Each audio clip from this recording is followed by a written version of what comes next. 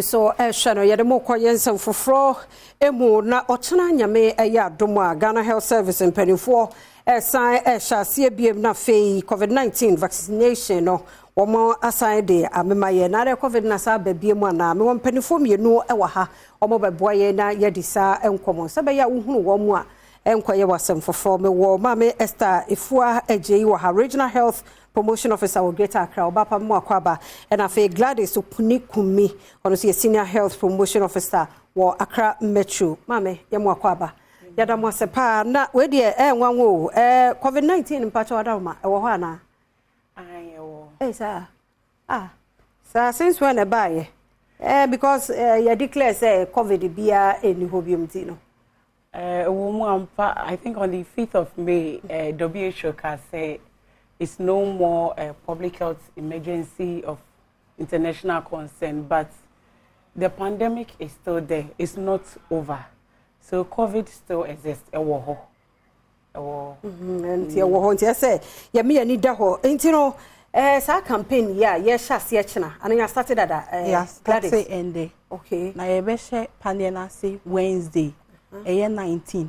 Ni ebe 23rd July, which is Sunday. Okay. Inti the ubono ya start ye bom kon. Obi anfa ne hu hye dwumedie nim. Se na ebe ya so mo hu yenkofo na ukuada Wednesday 19th July. Yenkofo no be ebe ba mountain so abewo wo pane na enyo ma de foforo. Okay. Inti ya start the ubono efi na edikosi kwesiada. Okay. Inti o se afa ni serious o. Ye hu o ma o se ye gu ye hu no mo ye. Amemra ayi Esther ho ne ye hwe hwan mo na sa empane we ye de bo wo mo. But every eligible person this time around under 18 is not part. Okay. For this campaign.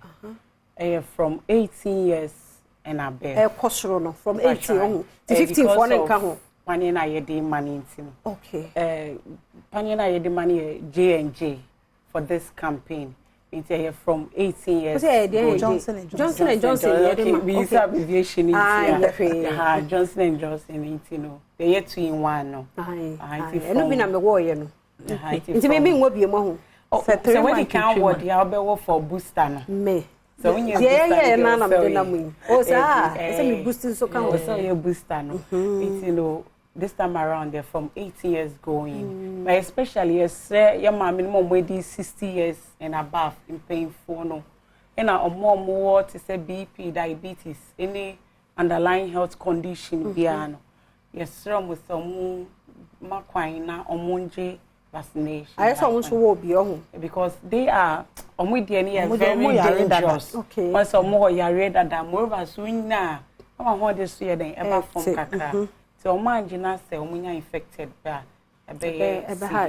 na Gladys in committee is ma ya nya twetwa bibie mu adam say hasike say wo empane biem pasha see COVID-19 no na won say nyina ya gitum ni say ni abetem abeka ye ho ye pe o ye mpo enti ebra no no ye wo say ye hyemu kina ye wo mpane no na ye immune system no strong engina yare bia no even nye COVID-19 kwa because say your francophobia omo COVID-19 panel no e ba say some be share omo testimony obi ohono ma na enye say wo yare ni bi na ye wo panel no say wo bi ewu ni bi e de bon ho ban na say bibi ni na say wunye bi kra na enam say immune system ne strong ni internet me gina yare na no nti obi ohono mo a obewo panel ne keke but no see wo joint pains eko obi ha no born ewa because ewa wo ho dada asa na COVID-19 buy enti esa ya we bebre just that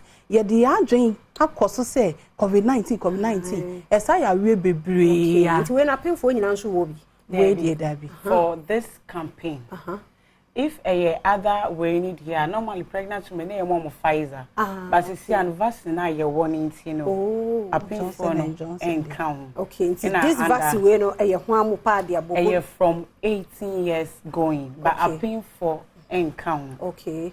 Apart from a pain for no condition, be answer to me will be. Yes. Yes, with the exception of a pain for under 18 years. Okay. But it's all because of say you need other vaccine. And can you say?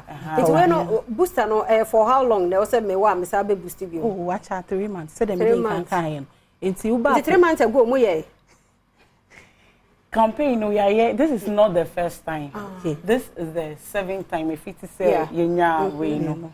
Inti ni yaye bebre ajibi dada obi okra waje in the first dose as at last year but ombeji second dose complete inti no yes wrong because they said baby on mine no the state na ye ndru our herd immunity as in say your bible no ndru level ye beka say like we are okay ni na say nkofo bebre nwoye still yes out of the population approximately we have like 4.4 million people and bebre wachire it's na year kosrabo saderun okay enti wukuada na year starting wukuada na ewie kwasiada okay 19th to 23rd July okay the whole Ghana and then can happen Accra the whole Ghana is cutting across. Okay. Accra. Okay. Yeah, na yes.